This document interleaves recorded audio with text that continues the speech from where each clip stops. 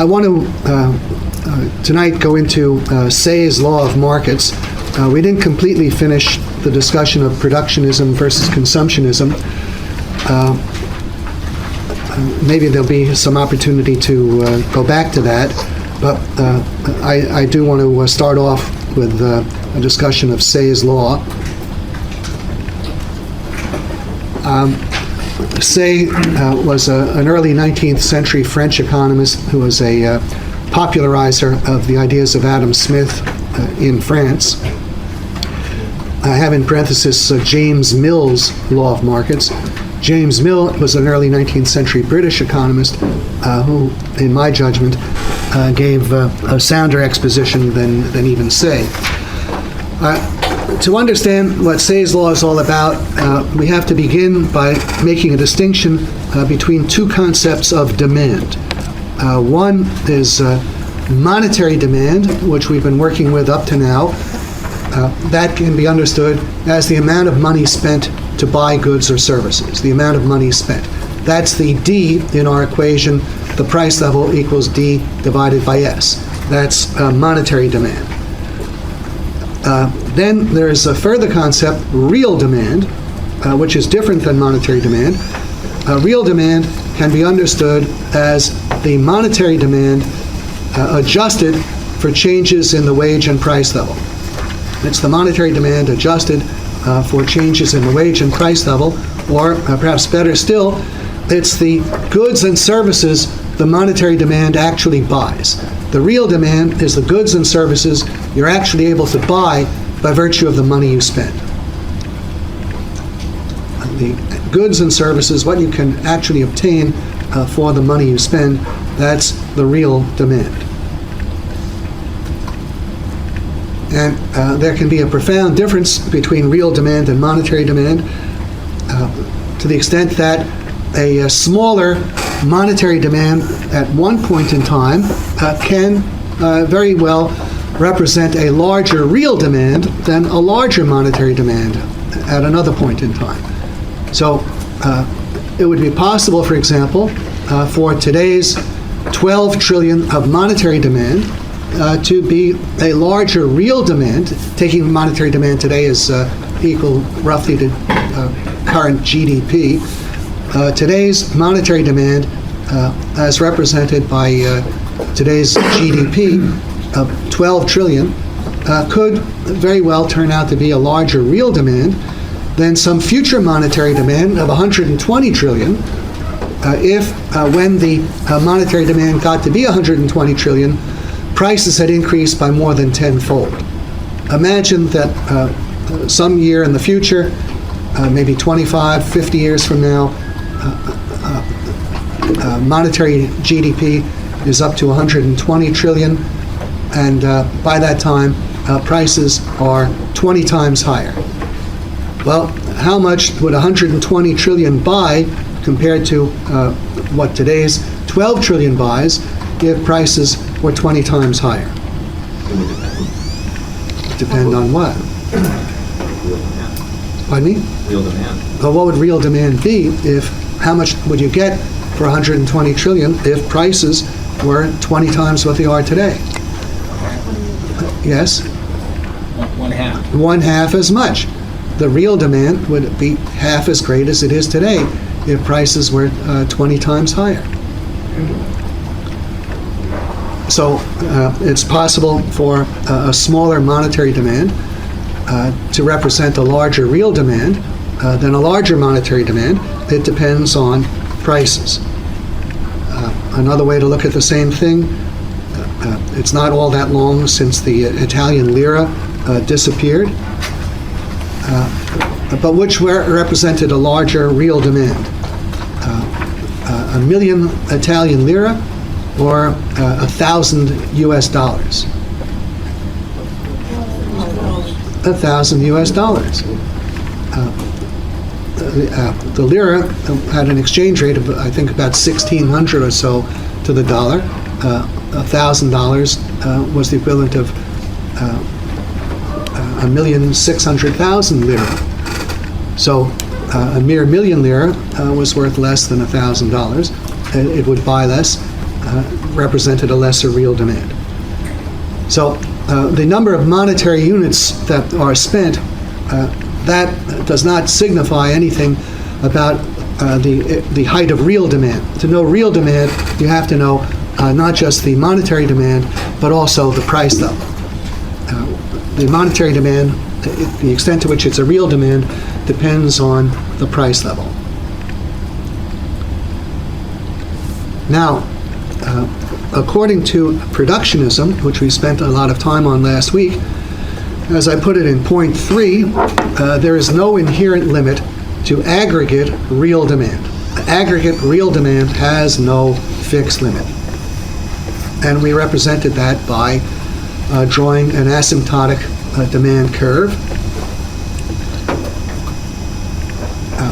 There is no inherent limit. Potentially, aggregate real demand is unlimited. There's no limit to our need and desire for wealth. That's potentially unlimited. The actual limit at any given time depends on the willingness and ability of people to produce. That's what I italicize here.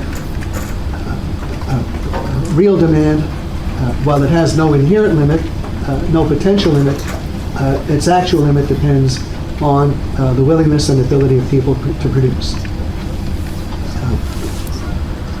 If they're willing and able to produce more, then what will happen in the face of a given monetary demand? Suppose the monetary demand is an unchanged number of dollars, however many billions or trillions, and we assume that's unchanged.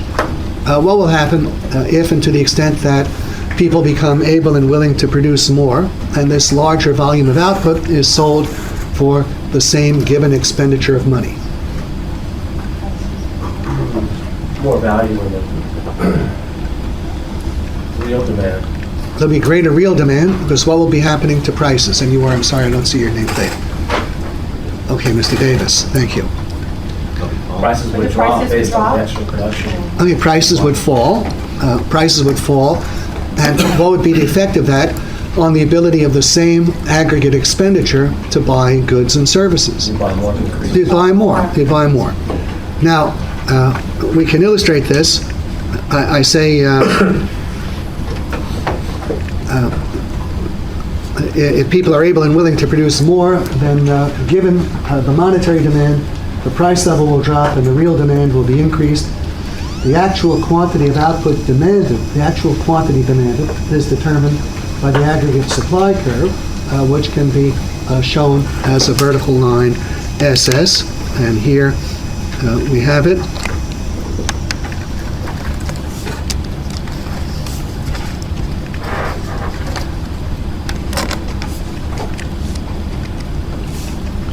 Let's see if we can enlarge this. Okay. Can you all see this in the rear?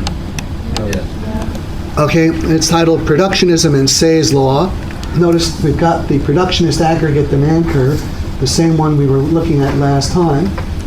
The only difference is now we've added in various aggregate supply curves, or you can call them aggregate supply lines. Of course, we're showing them as just so much. If we have this initial aggregate supply, SS, equal to a quantity 1.0, then that generates a price level of 1.0. And what is the quantity demanded along this demand curve at the price level 1.0? 1. So the quantity demanded is equal to the supply available at that price level. Now, what would happen if we could double the aggregate supply to S prime, S prime? This is a quantity of 2.0. What would be required for that to be demanded? All right, if the price level is halved, then the quantity demanded would be doubled with the same expenditure. Twice the volume of supply in the face of the same expenditure of money would halve the price level and make that same expenditure adequate to buy the doubled supply. And similarly, if the supply were to quadruple, well, the same expenditure would be sufficient to buy quadruple the supply at what price level? At 1/4, and 8 times at 1/8, 10 times at 1/10, and on without limit 100 times at 100. Yes, Mr. Wright. In this curve, then, did wages remain static? Okay, a very good question. What's happening to wages here? What is happening to wages? That's a very important question. Well, that will depend on what's happening to the supply of labor. Now, there are two possibilities. When production increases, there are basically two possible sources of an increase in production. One is that people are doing correspondingly more work. And we have the same output per unit of labor. We're applying more units. There could be more hours per worker, or it could be more people working. Now, to that extent, if we had the same quantity of money and the same volume of payrolls in the economy, if there were the same total payrolls and we have more and more units of labor contending for the same total payrolls, what would be the effect on the wage per unit of labor? Yes, Mr. Woody? It would be going down exactly as this. Imagine we had, on the one side in the economy, say the demand for consumers' goods is $12 trillion, roughly today's GDP. Imagine that at the same time, total payrolls were $10 trillion. And the total payrolls remain $10 trillion, the total consumer spending remained $12 trillion. And now if in 50 years, the only change were that we had twice the people working, performing twice the labor, well, we could presumably produce twice as much, very possibly. In that case, what would be the effect on prices? They'd be halved. But what would also be the effect on wages? They'd be halved. But now there's a different way that the output can be increased. And what would that be, apart from the increase in the supply of labor? Technology. Yeah, economic progress, scientific and technological progress, capital accumulation, a rise in the productivity of labor. So now suppose that what is responsible is not more labor. We have the same labor, assume, but it's become twice as productive. We're producing twice as much per unit of labor on the average. So the supply of products has doubled, and so what will happen to the prices of products? They'll have, but the supply of labor hasn't increased. We have the same supply of labor and the same monetary demand for labor, so what would be true of wage rates? They would be unchanged. Money wage rates would be unchanged. But what would have happened to real wage rates, understood as the goods and services the worker can actually obtain with the money he earns? They would have doubled. The doubling of production, in this case, would have doubled real wages. To the extent that increases in production proceed from increases in the output per unit of labor, the effect is to raise real wages.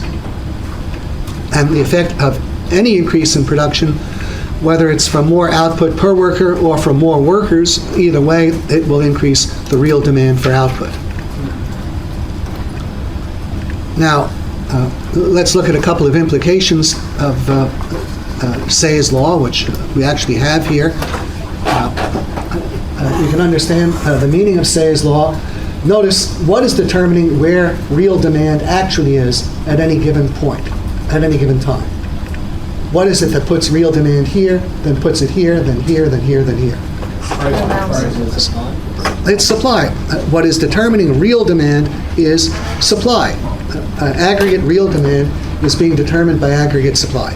See, if we took away these supply lines, and we'd have this productionist aggregate demand curve, that's showing that real demand is potentially limitless, but at any given time, it is something definite, and what's determining where it is at any given time is aggregate production and supply. And this is Say's law. Say's law is most often stated as supply creates its own demand. That's the most popular shorthand statement of Say's law. Supply creates its own demand. And that should be understood in the light of this kind of diagram, that in the face of a given aggregate expenditure of money, more production and supply are enlarging the quantity demanded to absorb the additional production and supply by way of bringing down prices. And if it's a larger supply of labor, that's involved bringing down wage rates too. Now, what's the implication of this as to how much output could potentially be sold and how many workers could potentially be employed? Is there any fixed limit? There's no limits. No, there is no limit. It depends on how much output we can produce and how many people there are able and willing to work. And if the wage and price level can adjust to the available quantity of money and the volume of spending that that quantity of money will support. Wouldn't the only caveat to that statement be the particular product they were producing may have certain limitations as to the demand, so labor might have to shift to a different area of production? Oh, yeah, but notice the proposition refers to aggregate real demand, economy-wide real demand. Now, there are some products, the best illustration perhaps is table salt. Table salt is a case, I think, where people have long been sated. No one is waiting for the price of table salt to fall before he salts his steak more heavily. So we could assume that if labor became more productive in the making of table salt, we wouldn't want any more. Maybe there are alternative uses for table salt. Then we might want more, but we wouldn't want more to salt our food. And if that were the only use for it, then as we could produce the same quantity of table salt with less and less labor, what would happen to the number of workers employed in table salt? They'd be going down. But are there any things that we would like more of? Is everything in the position of table salt? Most things? No. So to the extent that we could produce table salt or anything in its position with less labor, we'd have more labor available to produce more of other things, which we certainly do want. And there's a ready and waiting outlet for other things, things that people would like to have but previously could not afford.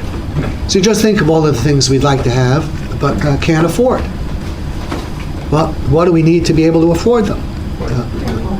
Pardon me? Okay, now you say more money. If you alone... Lower price, more real money. More real money. You see, any one individual, it would be reasonable for any one individual, if he has more money, well, that's the road to him getting more goods, certainly.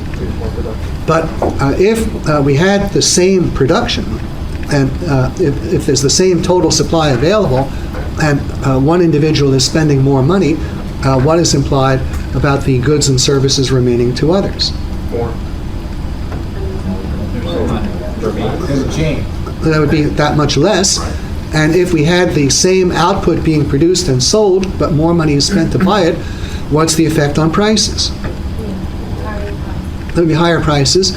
Now, you see, many people have believed that the key to getting more goods is just getting more money. But if that were true, there'd be no reason for any country anywhere in the world to be poor. All they would need is one printing press, create more of their money, and then they would presumably have prosperity. But what is the actual effect of mere money creation without any corresponding increase in the production and supply of goods? Then you have rising prices.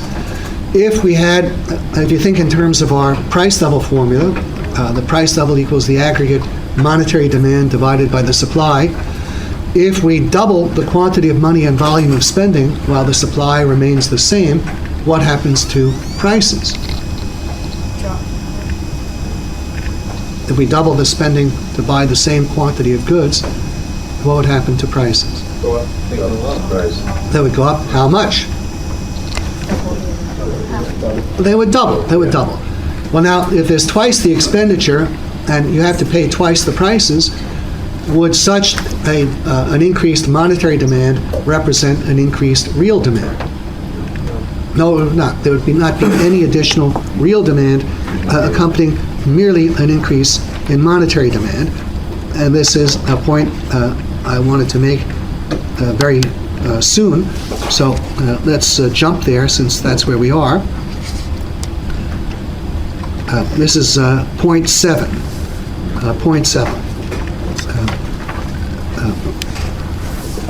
Particularly subpoint A under 7.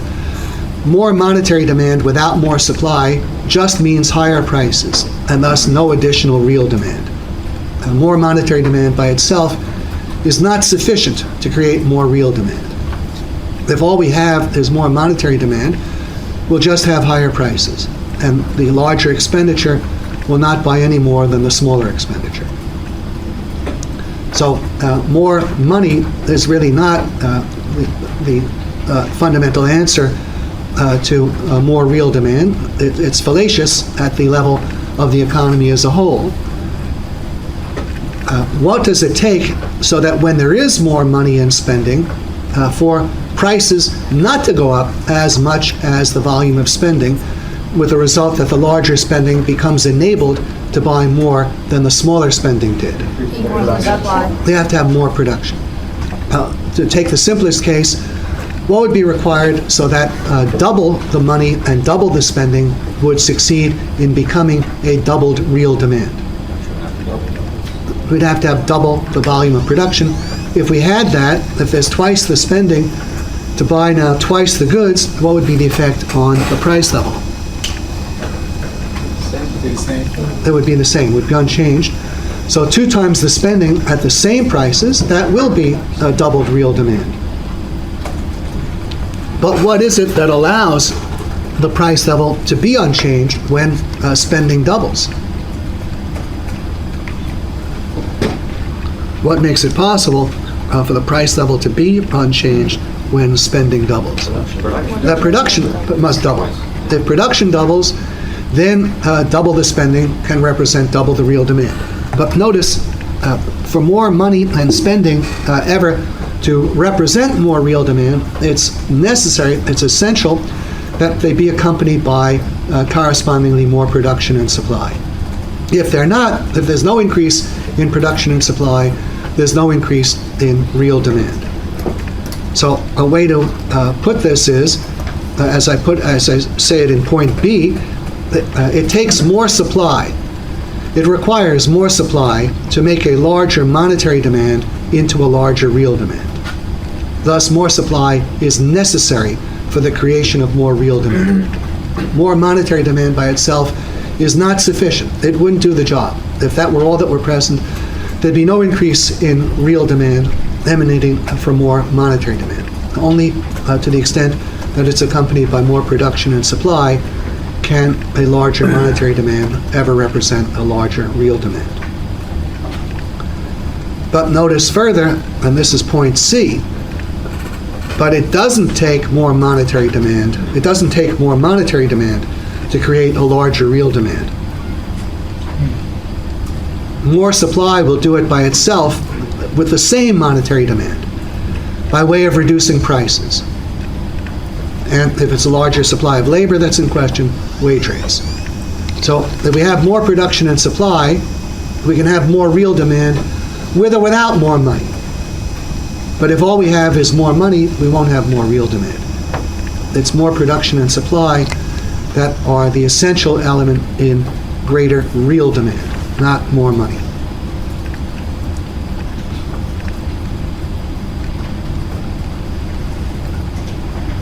Is that clear, that it's production and supply that are the essential thing for more real demand?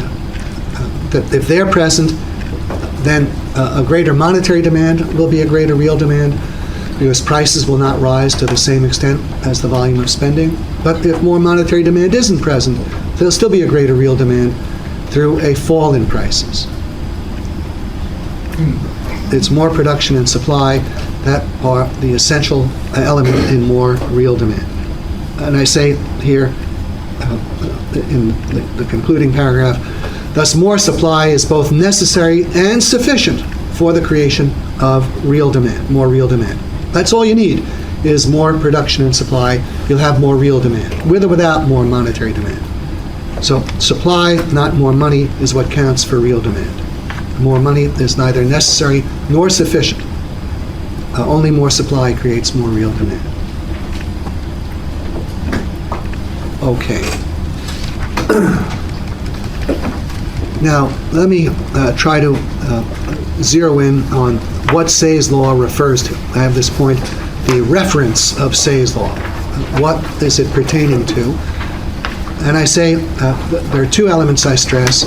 Aggregate or economy-wide demand in real terms. Perhaps I shouldn't have the word demand stressed. The stress should be on aggregate or economy-wide and real. It's demand in the aggregate in real terms. Economy-wide demand in real terms. The economy-wide and the real are the two elements to stress. The economy-wide demand in real terms. That's what Say's law refers to. And this is something that, yes, Mr. Wilson? Just kind of one clarification. When you say economy-wide, that can be in reference to like a single country or even global, depending on the nature of that industry, or? Well, there could, depending on the context, it might be the economy just of a country. If practically all economic activity that went on in a country was within its own borders, then it would be countrywide. If the context has changed and the country is intimately involved in the world market extensively, then the economy-wide would probably have to be taken globally. So it depends on the context. Now, what is important to realize is, which is often overlooked, that Say's law does not refer to things industry by industry or company by company. It is not saying, definitely not saying, that if the supply of the product of any particular industry increases, that this will result in correspondingly more real demand for the products of that industry. It might happen, or it might not happen. It's perfectly possible that when the supply of a particular industry increases, the real demand for the product of that industry might actually decrease.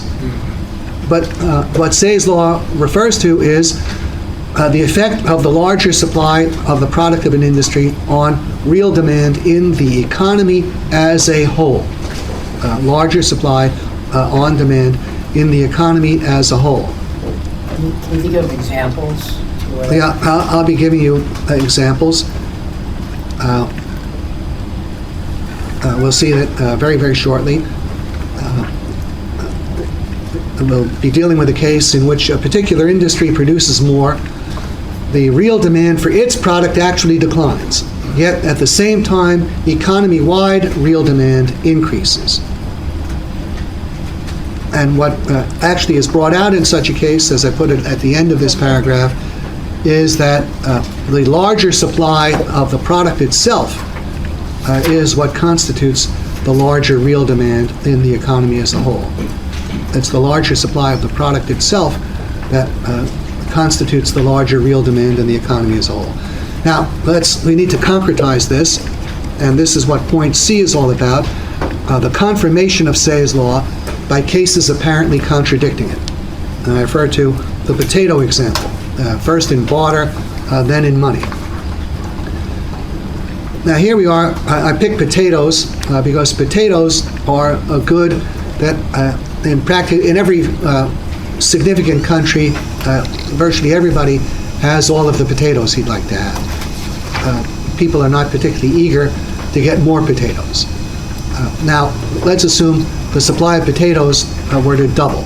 Imagine that there was some discovery made that enabled the potato growers in a very short time to produce double the supply of potatoes.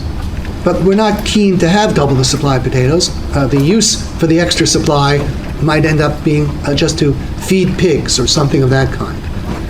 And what kind of price would be required in order to find buyers for this doubled supply? Much lower. I assume you're all familiar with the concept of an inelastic demand. Mm-hmm. Well, the demand for potatoes is highly inelastic, which would mean if the supply of potatoes were to double, the price would fall by more than half. Now, for analytical purposes, we need to choose convenient numbers to make our work as easy as possible. So the first simple integer fraction that is less than a half is a third.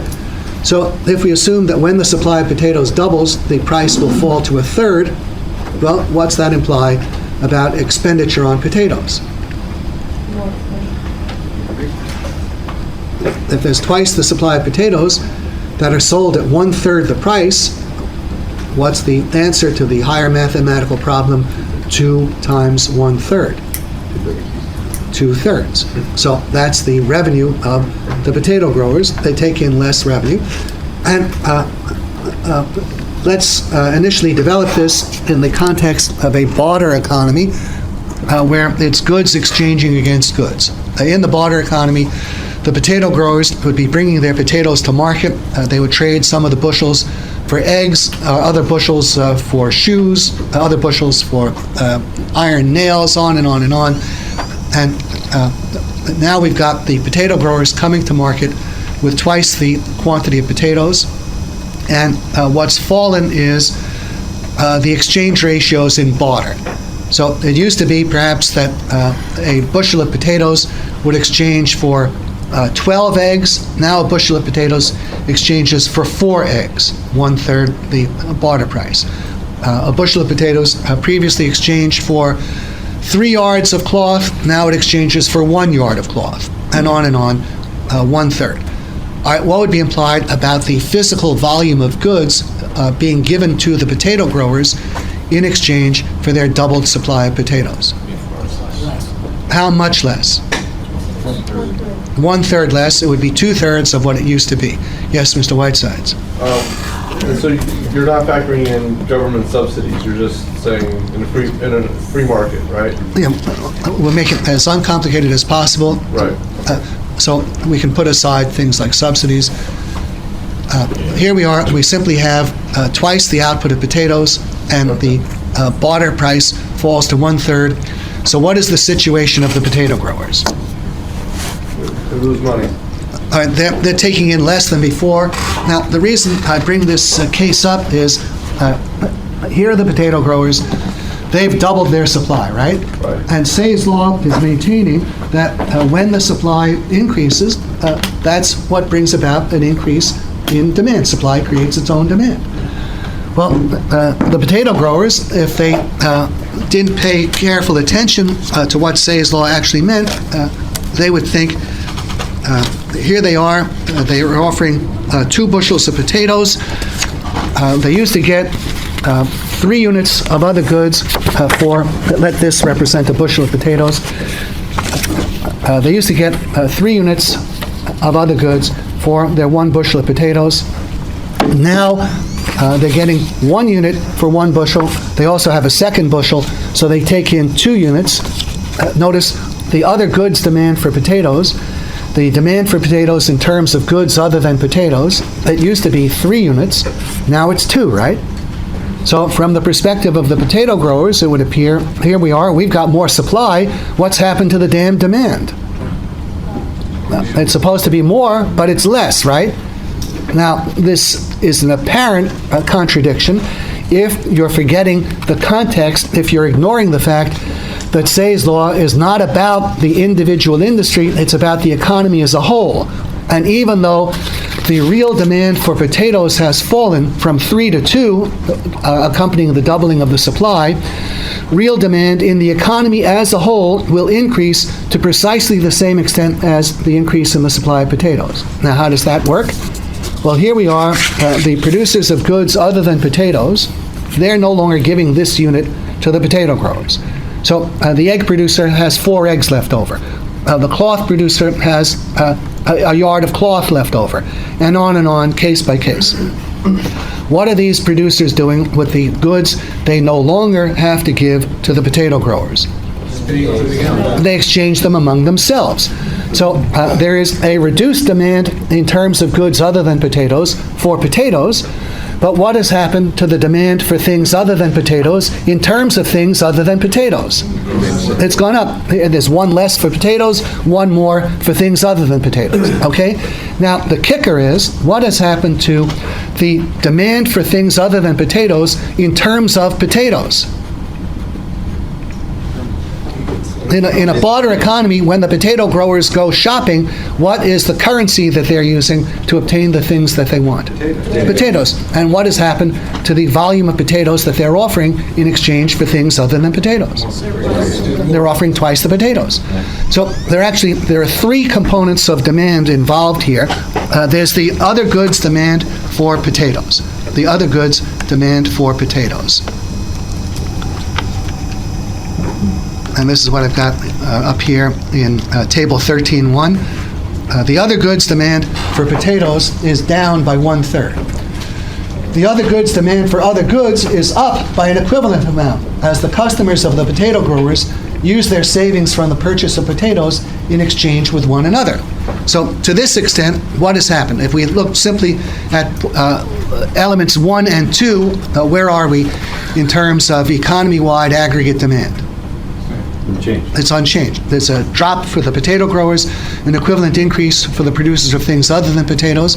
But now there's the third element. The potato demand for other goods is increased by an amount precisely equal to the increase in the supply of potatoes brought to the market. There's twice the potato demand for everything else. There's twice the potatoes offered for shoes, twice the potatoes offered for eggs, twice the potatoes offered for cloth, everything. And if we add up all of the components of demand, we see the other goods demand for potatoes is down some, the other goods demand for other goods is up equivalently, the potato demand for other goods has increased to precisely the same extent as the increase in the supply of potatoes. And the total aggregate demand has changed by the sum of these three items together. The effect on aggregate demand is the sum of items 1, 2, and 3 together. And when we add that up, then what is the effect on economy-wide aggregate demand?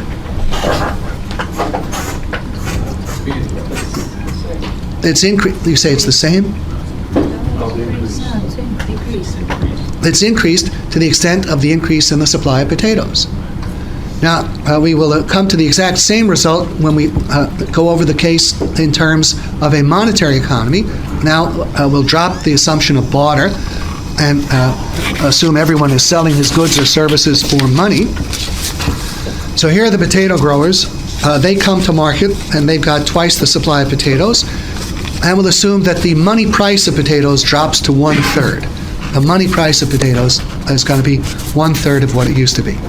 Well, what's the effect of that on the sales revenues of the potato industry? 1/3. 1/3. It's 2/3 of what it used to be, right? Now, what are people doing with the money that they used to spend in buying potatoes but no longer do? Okay, they're spending it on other things, right? So the total aggregate demand in terms of money is unchanged. There's less for potatoes, equivalently more for the rest of the economy. And what has happened to the economy-wide aggregate supply that this unchanged monetary demand now buys? It's increased to what extent? 2/3. Which is it's increased in the proportion of the decrease in the potatoes? Well, what good has increased? What element of supply has increased? Other. Dollars. Potatoes have increased in supply. Potatoes have increased. Potatoes is the only thing that's increased. The only good whose physical supply has increased is potatoes. There's twice the supply of potatoes. There's twice the supply of everything else is unchanged. The total amount of money spent in the economy is unchanged. Less of it is spent for potatoes, more of it is spent for other goods, but that's a wash. And what does the same total amount of money spent now buy compared to what it used to buy? More goods. It buys more to the extent there's more potatoes. Just like your table salt. Well, it's similar, I guess, but in this case, there is more potatoes. Now, naturally, from the perspective of the economy as a whole, the potato industry is small potatoes. So when the supply of potatoes doubles, if we translate that into terms of economy-wide aggregate supply, well, that's certainly not a doubling of economy-wide aggregate supply. If we took the potato industry as representing 1/10 of 1% of the whole economy, which maybe it roughly does, I don't know. If it represented 1/10 of 1% and now it's doubled, then how big is the new aggregate supply compared to the original aggregate supply? What's the increase if potatoes have doubled and potatoes represent 1/10 of 1%? Well, it's increased by 1/10 of 1%, whatever it was. The initial amount is 100. Take the initial supply as 100, and now we add 1/10 of 1%. We add 0.001, I guess. the total aggregate supply will be 1.001 larger than it was before. And if the same total expenditure is now buying 1.001 what it used to buy, well, what has happened to the real demand? What's happened to real demand? It's increased. To what extent? To 0.001, which is the exact same extent to which the supply of potatoes taken as part of aggregate supply has increased. So at the aggregate level, the increase in the supply of potatoes is increasing economy-wide aggregate demand, even though the potato growers are suffering. See, if you look at things merely from the perspective of one industry, you can come to the conclusion that Say's law is nuts. Here's more supply, and in a case like this, the demand is less for that industry. But that's not what Say's law is about. Say's law is about economy-wide aggregate demand in real terms.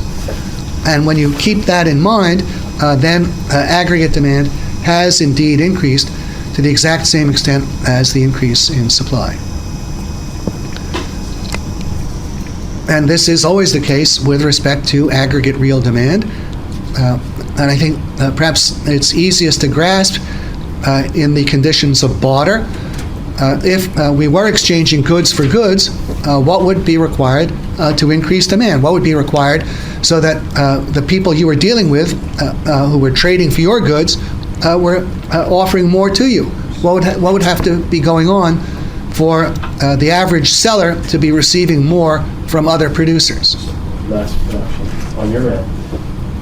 For the average seller in the economic system to be receiving more from other producers in a barter economy.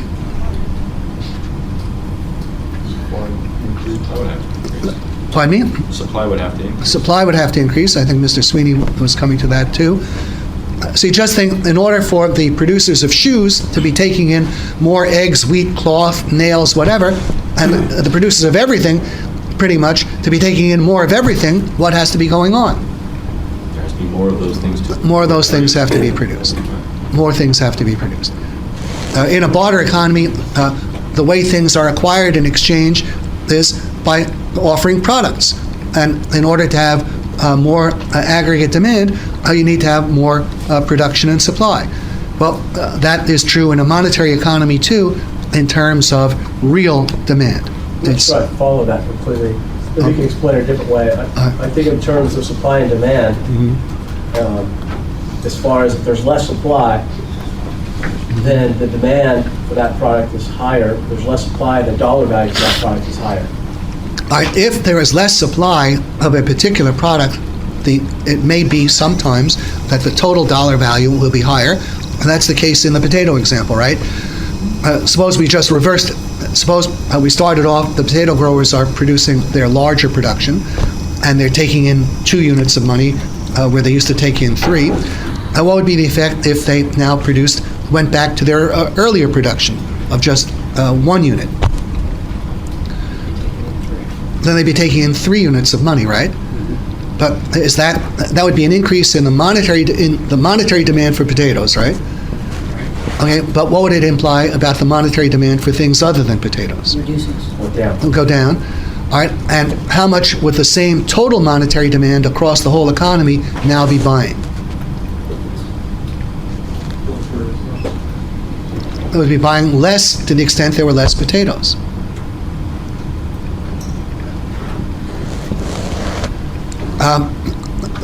It's very often in economics, people make a confusion because of these circumstances. It's true that very often when there is less supply, the monetary value of that industry will be higher. When there's a greater supply, it will be lower. That, in fact, is the case we're dealing with. And the confusion that is often made was identified quite a few generations ago, as a confusion between monetary value and riches, or real wealth. And if you ever have the time, there's one of the major economic classics by an early classical economist named David Ricardo, a book called principles of political economy and taxation, and one of his chapters is value and riches, their distinctive properties. And what you see, it's true that sometimes a lesser supply may enrich the producers in that particular industry. But can it enrich the economic system? If there's a smaller supply of potatoes, that might temporarily enrich the potato growers. But what is its effect on wealth in the economic system as a totality? It reduces it because to the extent that the potato growers have more monetary value, what's the effect on the monetary value of other industries? It's that much less. And overall, we have the same monetary value, and what's it buying? What's the same total monetary value now buying? Less. So the real demand is less. The real demand is less when the supply is less. Now, you could increase the total monetary demand across the board, but to the extent you do that and there's no increase in supply, is there any increase in real demand? No. Okay. So here, I think this table spells it out. The way it works out is the increase in aggregate real demand comes down to the increase in the supply of potatoes itself. The increase in demand is felt not by the potato growers, but by the producers of things other than potatoes. They experience a twofold increase in the demand for their products. Where is the increase in demand for things like shoes, eggs, cloth, etc.? What are the sources of the increase in demand for these things other than potatoes?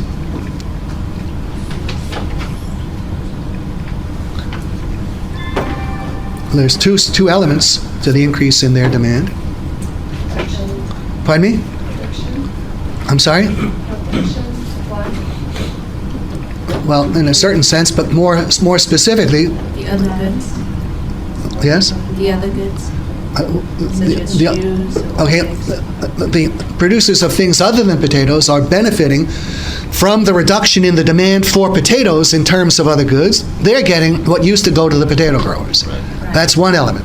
So the potato growers are taking in less, that's true, but the producers of things other than potatoes, they're taking in that much more. That's 0.2 versus 0.1. And then further, the demand for goods other than potatoes is increased by the additional supply of potatoes.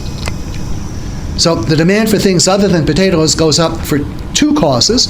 One of them is equal to the decline in demand for potatoes, and the other is the increase in the supply of potatoes. And that's the overall net increase. Now, this example of the potato growers is actually very, very pregnant intellectually. It's pregnant. It will deliver more enlightening material. It's filled with meaning. And this leads us into the next point, Say's law and economic adjustment. Partial, relative overproduction, but never general or absolute overproduction. Now, let's look at the plight of the potato growers. Here they are. They've doubled their output, but what's happened to their standard of living? It's sharply reduced. But the standard of living of people outside the potato industry is more than equivalently increased. It's increased, A, equivalent to the reduction of the potato growers, and B, increased further by the increase in the supply of potatoes. So the gain is greater than the loss. But if this situation of the low price of potatoes is going to be protracted, what's implied about the profitability of continuing to be a potato grower? It's not as worthwhile as giving up potato growing and going out into other lines. Now, here we are. The potato growers are initially earning less than they used to earn. The immediate effect of their doubling of production is they're earning only 2/3 what they used to earn. We could reasonably expect that some of the potato growers will quit potato growing, right? Now, as they do, what will happen to the supply of potatoes? It'll go down. It'll be less than double. It will retreat from double. Now, if we assume that every potato grower, each and every grower, had become twice as productive, that each and every grower could now grow twice the potatoes that he could to begin with, how many potato growers would have to leave well, 50% would have to leave to get back to the old supply of potatoes. Now, if we got back to the old supply of potatoes and the old price of potatoes, the initial price, then anyone who is producing potatoes at the initial price and producing twice as many, what would be his income? Double. He would have double the income. He'd be a prince in the economic system. So that would be too big a reduction. Now just think, what kind of price of potatoes would be necessary to enable the remaining potato growers, on the assumption that they can now produce 2 bushels as easily as they used to produce 1, what sort of price would be required so that you'd at least earn the same revenue and income on the 2 bushels that you used to earn on the 1? Reduce the cost. Not 2/3 the revenue, but the same revenue. What supply, or rather, what price of potatoes would be required so that those who remained as potato growers would earn at least the same kind of income they did? Yeah, if the price of potatoes could be brought up from 1/3 to 1/2 of its initial level, getting it up from 1/3 to 1/2, then whoever remained as a potato grower would at least be earning as good an income as he did at the beginning, right? Now, pardon me? Yes. Okay.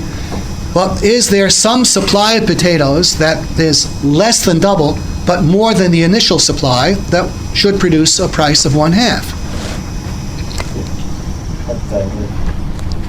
There must be some supply. Now, we don't know in advance what it is. I mean, it's conceivable that the supply required to get the price to 1/2 might be, instead of the doubled supply, 1.1, or it could be 1.8.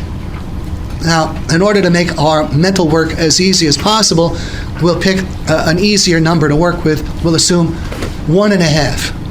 We'll assume if the supply of potatoes could be brought down from double to 3/2, right in the middle, that would be sufficient to get the price up to 1/2. There has to be some price, and we could alter the example to go some supply. We could alter the example, but it would be more complicated. So, assuming that it's 3/2 the initial supply, that satisfies the basic requirement. The supply needs to be reduced. We pick a simple level to which it needs to be reduced. Now, if the supply needs to be cut from double to 3/2, and the average grower is producing double, how many growers do we need now to produce 3/2? Each grower produces twice what he used to. What times 2 equals 3/2?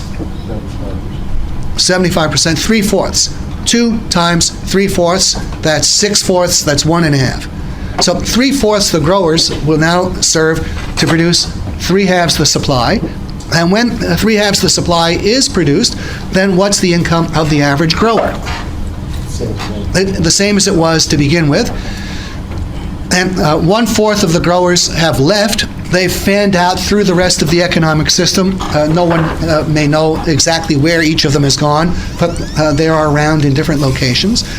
And as they move into the rest of the economy, what will be the effect on the premium incomes that had temporarily been earned elsewhere? They'll diminish. So now, where would we end up in terms of the average level of money incomes in the economic system? Equilibrium is achieved at that point.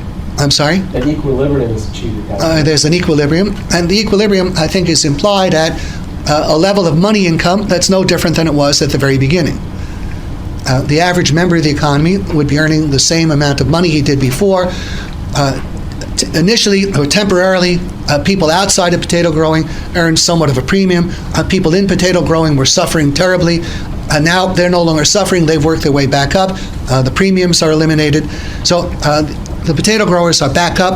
They're earning comparable incomes to what everyone else is earning. There's no premium elsewhere. But there's a significant difference, and that is what is the price of potatoes?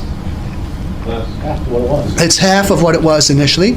And what is implied about the amount of money the average member of the economy spends in buying potatoes, this 50% larger amount, Real money. how much does the average person spend in buying the 50% more? Same as the original. I'm hearing the same half. How much are they spending to buy 50% more? How much are they spending to buy the same? How much are they spending to buy whatever it is, the 50% more that they're buying? They're getting, the average member of the economy is getting 3/2 the potatoes, right? Right. And the price of potatoes is 1/2 of what it was. So how much is the average person spending to obtain 3/2 the potatoes? 75%. 75%. What is 3/2 times 1/2? You're getting the average buyer is getting 3/2 the potatoes. Not each and every individual. There are some who might not buy any more. There are some who buy double. The average buyer is getting 3/2 the quantity of potatoes at 1/2 the price. So how much money is the average buyer spending on his potatoes? What's 3/2 times 1/2? 3/4, which is, of course, 75%. 3/2 times 1/2, 3/2 the quantity times 1/2 the price is 3/4 the expenditure. So the average person is spending 3/4 as much as he used to in buying potatoes, and he's getting 50% more potatoes. Now, what is the average person doing with the 25% of the money he used to spend in buying potatoes? He's buying other things. And now, what is there present that makes possible a physical expansion in the production of these other things? The more additional bodies and labor that we're going Isn't the labor, there's 1/4 of the labor released from potato growing. 1/4 of the labor has been released from potato growing. They're available to step up the production of the other things that people are buying with the money they save from potato growing, from buying potatoes. Now, if we look at the effect of this on all of the relevant parties in the economy, if you never had any connection with potato growing at all, except as a consumer, what's the long-run effect of these developments on you after the dust has settled? You have more money to spend on other things. You're getting 50% more potatoes for 3/4 the expenditure, and you have that money left over, and that enables you to obtain more of other things, which can actually be produced on the foundation of the labor released from potato growing. It doesn't mean that the ex-potato growers themselves have to produce precisely the things you are buying. They can bump other people who then go to produce those other things. Yes, Mr. Rosendahl? My question is, what if that additional 25% that's not spent on potatoes, spent elsewhere, is not spent but saved? All right, even if it's saved, when money is saved, what is done with the savings? Lent out? They're lent out, yeah. What if it's not saved in the conventional manner? What if the person puts it under their pillow? All right, now, if we had a situation where people decide they want to increase their cash holdings, what would that do to the volume of spending? The overall volume of spending? It would decrease? Oh, it would decrease it. There'd be a lesser volume of expenditure. Then the system would have to adjust at a lower level of wages and prices. But we'll assume that people have satisfactory cash holdings. They don't want to put the money under the mattress.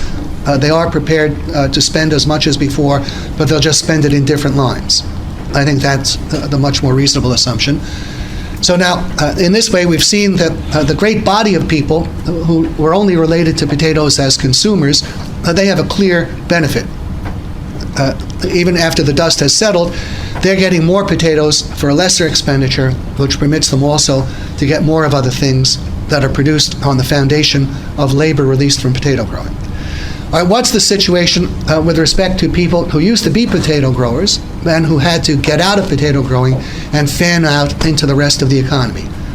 Once they've learned other lines of work to the same extent as they used to know potato growing, what kind of incomes should we expect them to make in other lines? Pardon me? Comparable incomes to what they had been making in potato growing. Now, if they do, then what's the effect on them? The same as the effect on the great mass of people. They will benefit ultimately from the improvement that initially displaced them. They'll be earning, after they've retrained and adapted, they'll be earning a comparable level of income in some other line, and then they too, in their capacity as consumers, will be faced with a lower price of potatoes, get more of them for less expenditure, and have the means left over to buy more of other things. And then finally, what about those who have remained in potato growing? What's the effect on them after potato growing has been cut back from double to 1.5? And they're earning a comparable level of income to what they had been. Their quality of life is going up. They've improved too. So the long-run effect is that everybody improves. And I think you can see this plainly illustrated historically. We've had radical improvements in agricultural production. What have many of the sons and daughters of farmers had to do, because it was not economical to stay on the farms, they'd find employment elsewhere. And what's been the effect on the standard of living of everybody of these improvements? And what was the effect, do you think, on the standard of living of the blacksmiths of the coming of the automobile for those blacksmiths who made an adjustment and found another line of work? It ended up improved too. They too got the benefit of the automobile. Mr. Winchell, I didn't mean to put you off.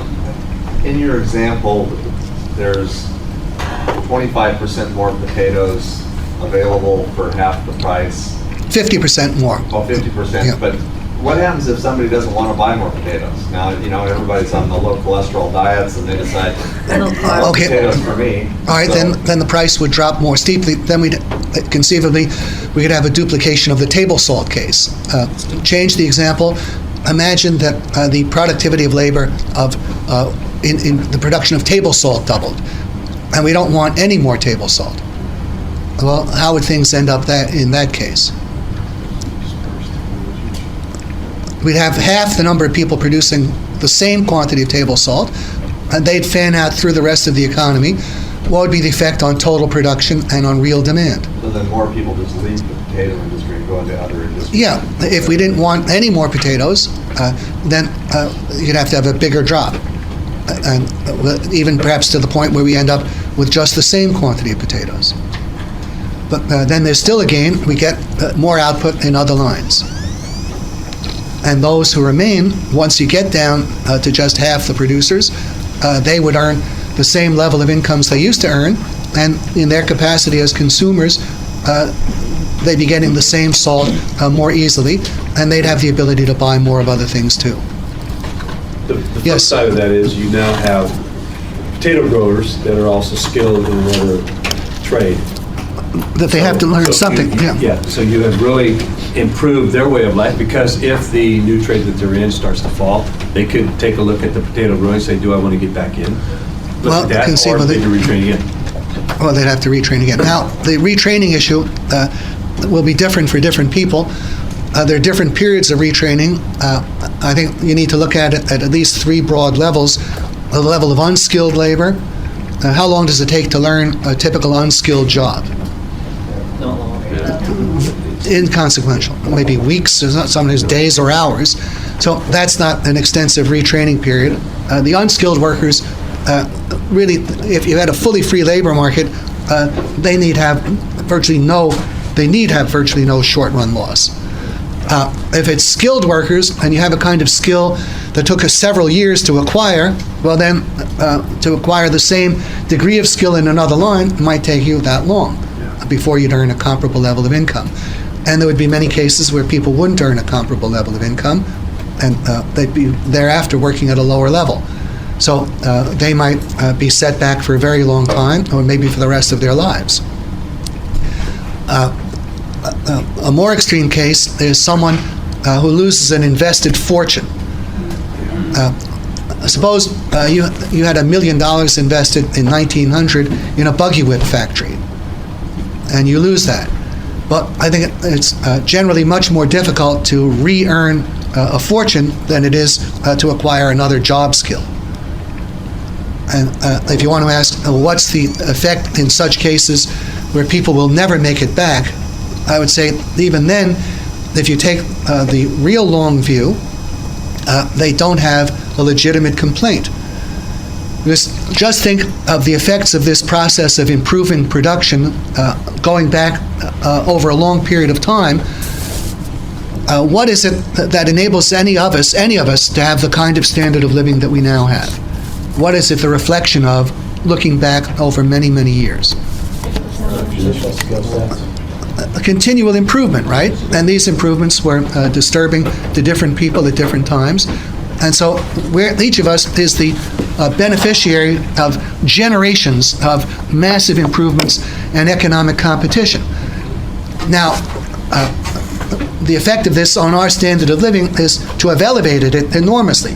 The reason we are where we are is because there were people who made all of these innovations, who improved the processes of production, and now we might be faced with a new competition which causes us to lose the benefit of an acquired skill or an acquired fortune. Well, suppose we take the extreme case, someone has lost $1 million and he'll never make it back. Well, what's the effect on him? He now has to live more or less as an average worker. Well, if we ask what is the effect on his standard of living of economic competition and economic progress taken as a general phenomenon, not one isolated instance, what's the effect of economic progress on this person's standard of living, even though now he's reduced to the ranks of the average wage earners rather than being a wealthy businessman? It's far decreased. Pardon me? It's far decreased. You say it's far decreased. In the short term, absolutely. Probably for his lifetime. Sure. He no longer can afford the servants he could. He can no longer afford that. But what is it that enables him to buy anything? What is it that enables him to have a car, to have a television set, to go to the movies, to get an antibiotic, to have a telephone, buy food? What is it that underlies all of this? It's inheritance. No. So what you're saying is, even though he lost it, it's better off for everyone because that's the way that it happens progressively throughout. Well, it happens progressively, and I would say an accurate description of the relationship of this individual to the phenomenon of economic competition and economic progress is that he is always an enormous positive gainer. But there can be, his gain at a later time may be significantly less than it was at an earlier time. So when you're a millionaire, your gains are huge. When you're reduced to the ranks of the average worker, your gains are still enormous, but not as enormous. It's always very positive if you hold the context. Now, what most people do, or many I should say, is they assume that the peak standard of living they ever had is theirs by some kind of divine right. And that's the starting point, that's the given, the indisputable given of the analysis. And then they only look at what pulls them down a notch or two. And they denounce whatever it is that's pulling them down a notch or two, even though that identical process is responsible for their being 100 floors above where they would otherwise have been. Yes? Isn't that smack of socialism, though? That, Which? it's all for the good of the people. Well, even yes, you can go down in your standard of living so that everyone else can have an improved standard of living in the future, that type of thing. No, so that you could have had the standard of living you have now. You would never have had it. And also, you see, when you say, does this smack of socialism, what does it take to stop it? To stop the process of progress? Government intervention. It would be government intervention. I'd like to use the example, imagine some buggy factory owner is suffering from the competition of old Ford. Now, if he writes a letter to Ford saying, don't you realize I haven't finished putting my daughter through finishing school? Why don't you wait till I've got these responsibilities off my hands? Is that going to make Ford stop? No. So what would it take to make Ford stop? Government letter to his senator. Yeah, a letter to a senator or hire the mafia. One of the two. Less and less distinction, unfortunately. So that would be government control. That would do it. It's the government interfering that would stop the process. Okay. Yes, I see. You want to call my attention to the time, or okay? Last question then, and I'll get to you after the break. Okay, Mr. Weatherford. Talking about the potatoes. Yeah. If we have natural disaster, Yeah. and that would naturally forces people to put their forces together and produce more potatoes, right? So probably the price of potatoes will be higher. If there's something that reduces the supply of potatoes? Yeah, like natural disasters. Okay, yeah. Even if the same analogy is creating wars, How does this relate to wars?